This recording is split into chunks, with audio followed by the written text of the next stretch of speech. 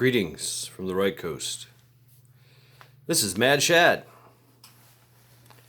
So what I want to talk about today is prepping the mind. Prepping the mind. I watched. I subscribed to this channel called the Enlisted Club. It's a lot of Marine Corps banter and you know some hilarious things that vets find funny. But he had a heart-to-heart kind of talk in his car, and he talked about prepping the mind. Anyway, let me go ahead and plug him. The Enlisted channel. The Enlisted channel. I think I figured out. Links in the description. Please check that out. As veterans,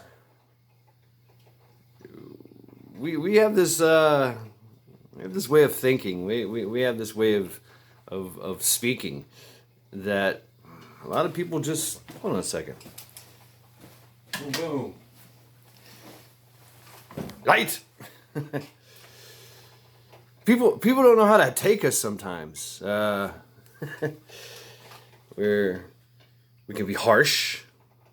We can be crass, rude, obnoxious, cynical, and downright offensive, threatening. But we're so much more than that. We're a lot of us are sheepdogs. A lot of us went on to become Leos. They went on to become, more service, more self-sacrifice. But I mean, there's the human psyche is a strange thing. So prepping your mind, dealing with your past, your present affects your future. All those things, those demons, those resentments, and I used to have a blacklist. I did. I used to have a blacklist, and it was just simple people that done me wrong, and I would write their name in the blacklist, and I would put like a little reason why. And I remember it was somebody named Belrose, and I kept it in the back of my book. This was in the Marine Corps. He had borrowed a belt, just a belt, and he never gave it back. I gave it to him, and I never asked for it back. I just assumed, okay, one of these days he's going to give me my belt back, right? He's going to give me my shit. He borrowed it. He's going to give it back. Well, months go by, and he didn't. So he made the blacklist. It's just little shit like that. And then one day, we were reviewing notes for something that we had some kind of briefing on, and I gave him the book, and he went to the back of the book for some reason, and he seen his name. He seen blacklist. He seen his name. He's like, "What the fuck is this? I'm on a fucking blacklist?" He's like, "Well, yeah, you didn't give me back my belt." He's like, "That's fucked up." I was like, "No, it's fucked up. You didn't bring me my belt." He thought, that is very petty. At the time, I didn't think it was petty. Now I do. Now I very seriously do. I should have just asked him for my belt. He took my belt. Things happen to us, and we hang on to it. We just hang on to it for so long. We don't let it go. We want that. We want retribution. We want. Even if we don't want to get revenge or retribution towards those people, we really do wish them harm. Uh, my mom is the worst. She gets like celebratory when somebody gets hurt or something wrongs to them. You know, I'm like, Mom, come on.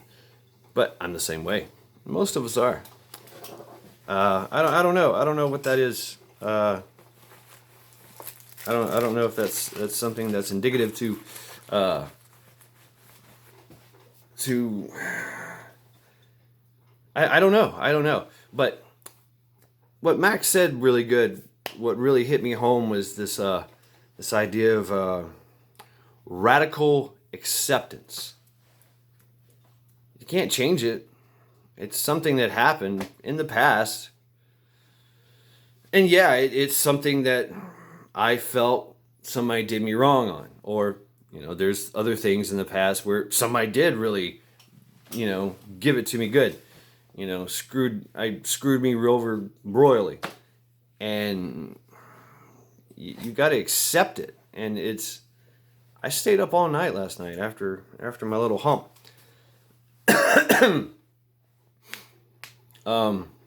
Just thinking about this. All the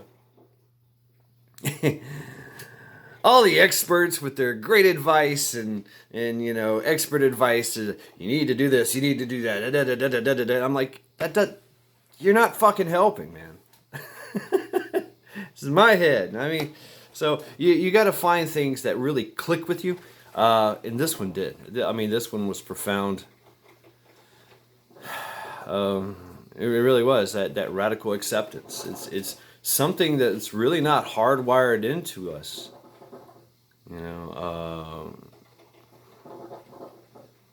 I've seen it in Buddhism when I would practice. When I was studying a little bit of Buddhism here and there. Acceptance. But I really just like whatever. But a radical acceptance. In the way that Mac talks about it here, it's just, I have to accept it. I'm not accepting my fate. I'm accepting my past. I'm accepting what someone did to me, or even because something I did to someone else. I've hurt people. We've all hurt people. And sometimes when to hurt others, you must also hurt yourself, and it hurts me. It hurts me. I was a bouncer at a club. I'd throw people out; they'd get hurt. It's kind of a yeah, I hurt you, didn't I? You shouldn't have been fucking around. But thinking about it, it's just they didn't have to get hurt, did they? And I'm kind of the cause for their pain. It kind of weighs heavy on you, but you have to accept it. You got to have that radical acceptance. Yeah, I did what I was supposed to do.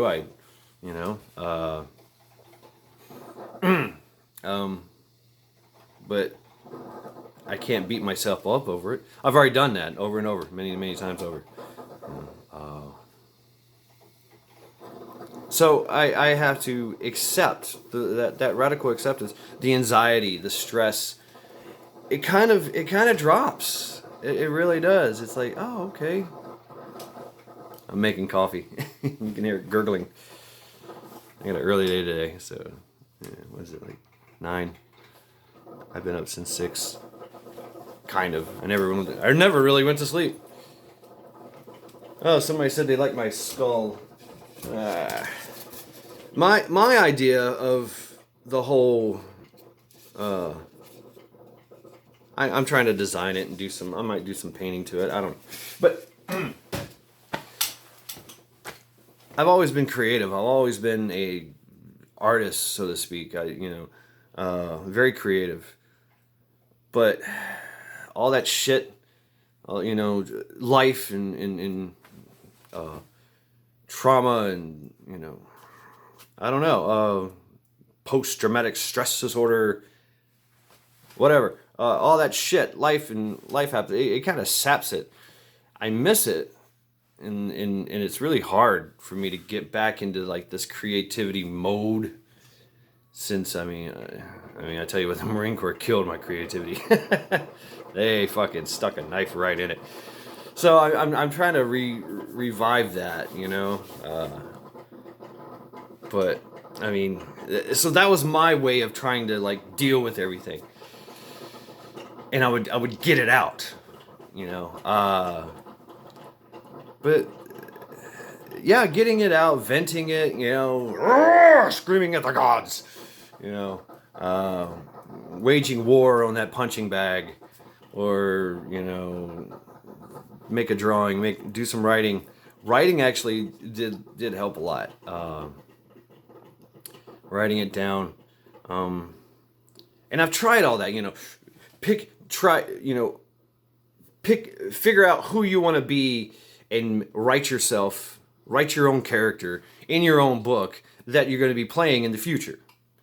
Okay, I did that, you know, and but still there was that block, that mental block, which is still kind of going. It's still there. Yeah, I gotta say.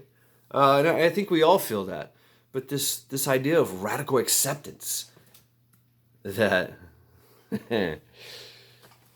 my cat thinks she's going to get up here and shoot the movie with us. All right. Her name is Carly, because she is the most destructive cat in the house. She's the itty bitty thing. But definitely check out the Enlisted Club. He's probably more eloquent than I am. But it really did. It started some kind of soul searching thing inside me. I was just like, damn, man, that's deep. Okay. Radical acceptance. Yeah. Kind of, it preps the mind, gets my mind ready for, now I can be the person I want to be, because that's it.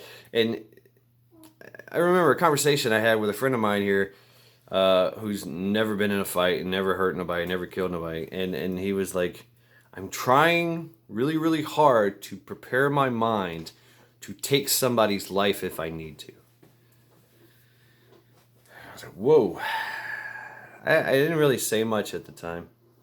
I don't even know if he's gonna watch this or not. But try not to, man. Try not to. Everybody thinks it's easy. Everybody thinks that, yeah, I'm just gonna do it. It is easy. It is easy. But once you open that door, that Pandora's box, it gets easier. And then there is guilt. Yeah, sure, there's guilt. I mean, we are human. But a lot of us, it's like, well, fuck, kill that guy. Why don't I just kill this guy? Then this guy. Then this guy. Then that girl. Then this girl. Then that puppy. Then this cat. No, man. I mean, we can't do that. You know. That's one of my things I struggle with. You know, is no, I don't have to punch him in the face. No, I don't have to. You know, smack him in the throat. I don't have to do that. I don't have to have that resentment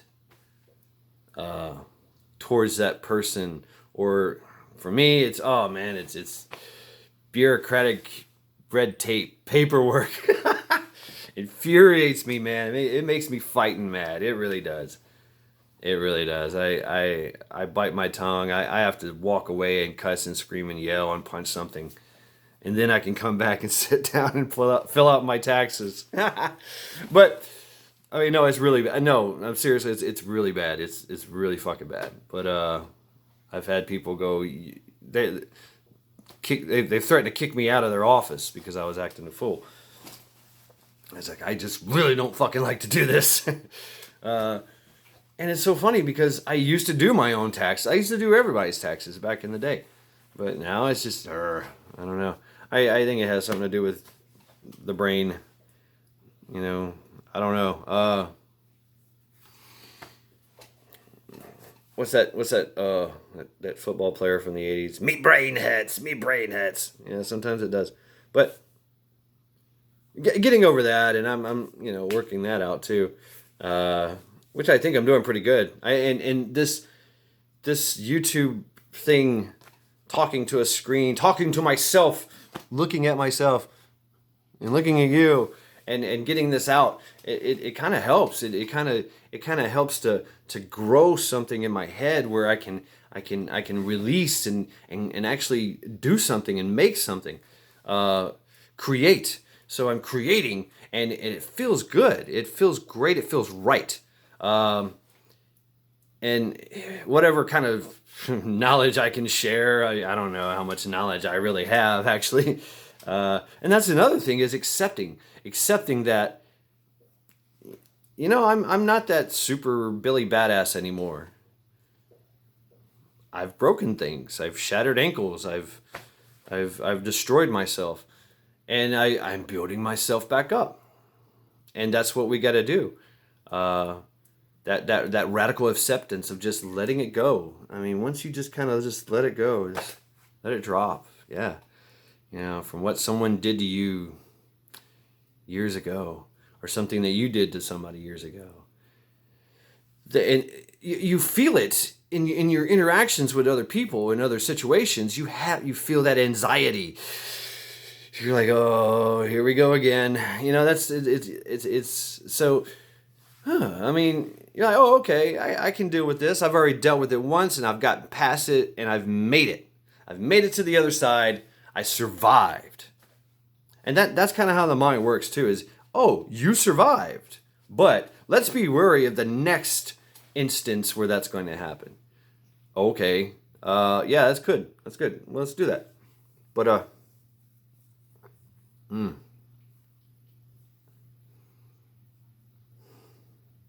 it just reflecting all night, man.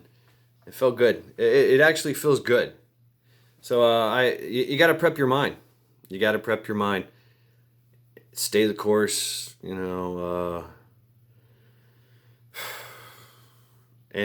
do what you can. Do what you can, because that's all you can do. And another coping mechanisms are helping people, which is a good coping mechanism. I think that's a really good one. Going out and sacrificing yourself for somebody else is probably one of the greatest gifts that you can give somebody. That's kind of where my path kind of led. Even though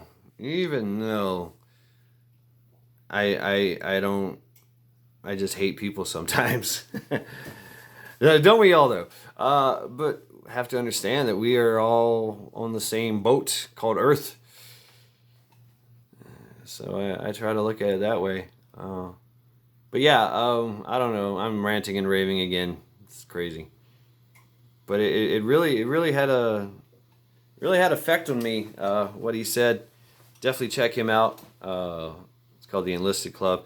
And I want to give a shout out, all you new subscribers. I seen you guys popping up. North Shore Preparedness. Thank you very much, man. Thank you so much. Sending people my way. That's great. And if you subscribe to me, I subscribe to you. I mean, I hit you up, and if I can hit that red subscribe button, I'm doing it. So that's my advice: is subscribe to everyone. Subscribe. And I thank you very much. See, Dusty Data. Shout out to him. If you guys don't know who he is, check him out. He's a great guy. He just he in my opinion, he aced that freaking sterno challenge. The way his mind works is absolutely brilliant. Let's see, Indiana Prepper 2. Check him out, man. He's great. Gemini Prepper. Very, very, very cool cat, down to earth. He's got some great Prepper Tribe. I remember I was hanging out with him on their live Prepper Tribe, Nisi Tribe. I think that's his wife, right? Yeah. So you got Nisi Tribe, Prepper Tribe. I like how he does that. It's all downhill from here. I like that. That kind of speaks to me. I'm like, okay, yeah. I don't know if there's a positive thing or a negative thing. I don't know, but I dig it. I dig it. You know, I find negative in the positive, positive in the negative all the time. Uh, my brain's going numb now. We the People, check him out. We the People. He just did a new video about prepping your mag, like a selection process. I thought that was pretty interesting, pretty neat. I'm currently kind of magless because they come and go. They come and go. Native and devout preppers. Definitely check them out. I love how they sit there and they play chess, and talk about things. What's another one? Viking prepper. I like his little thing. If you like Pantera, that whole God can't fix this thing. I like that. I like that. That gets me fired up. All the new Northern Girl hobbies. She's coming out with some kind of challenge. Let's do it. She challenged me in pinball preparedness. Definitely check out pinball preparedness. I think I'm gonna have to get out all these subscribers and just start reading them off again. But what I do is I do it old school. I look and I write it down. I write them all down, then I read them. So, object of the day. A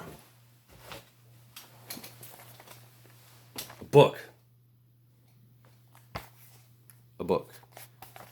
Write shit down. Just write things down. Things that get you. And I use different colored ink pens. You know, I threw it all in there. Different kinds of stuff. I think this was the list. But write out who you want to be. Definitely check him out. Radical Acceptance, Prepping the Mind. That's the thing for today. And this is definitely a good gate to the mind. Good tool for the mind. Gets your priorities straight. I remember taking notes at briefings and stuff. You had to take notes because you couldn't just sit there and just got it and turn away and try to go execute. No, you better take notes.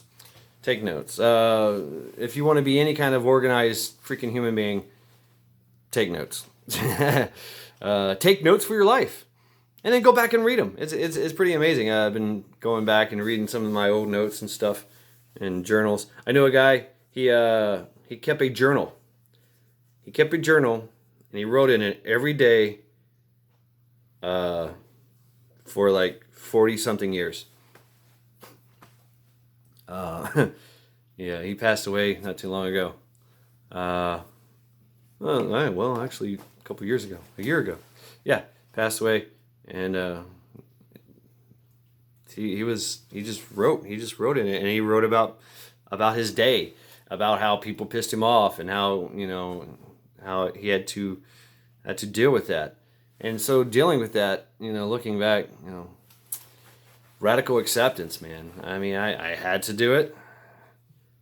I had to do what I had to do. People had to do what they had to do. Situations had to happen. That's what makes us grow and makes us who we are. But we decide. We are products of environment, but we decide who we want to be. And I've been everything. I've absolutely been everything. I was a scared white boy in a black neighborhood. I grew up in the ghetto. But anyway, kind of argue I'm still in the ghetto. It's a working man's ghetto. It's a nice place. It's actually good. I like seeing kids running around. That tells me it's a nice neighborhood. And whatever. The kids are gonna mess around. Let them mess around. Let them be mischievous. I mean, whatever. I caught this little 3-year-old girl and her brother. They were literally dancing on everybody's cars and going from car to car to car in the parking lot. So usually we encounter like little cat feet on our cars, and you hear people, "Wow, man, a cat's been walking on my car." They're gonna see these little human feet and go, what the fuck? I mean, the girl only weighs like maybe 20 pounds, you know, just a little slither of a girl, and she's dancing on people's cars. I think that's great. I mean, if that's the worst the worst that happens around here, I'll take it. You know, it's everybody's got kids and everybody works and stuff. So I know that would change. That can change in a heartbeat. So anyway, we talked about before area assessment, but this is for the mind. This is for the mind. But prepping the mind. Time to blow out those cobwebs. Restart that engine. Drop some dead weights that you've been holding in your head. Forgive things. Forgive people. Forgive yourself. It's the hardest one to forgive. So, I'm going to leave it there. You know, I think I've rambled a little bit too much now. And my coffee's done. Time to start my day. So yeah, prepping the mind. The Enlisted Club. Check him out. He really flipped my wig. Let me tell you.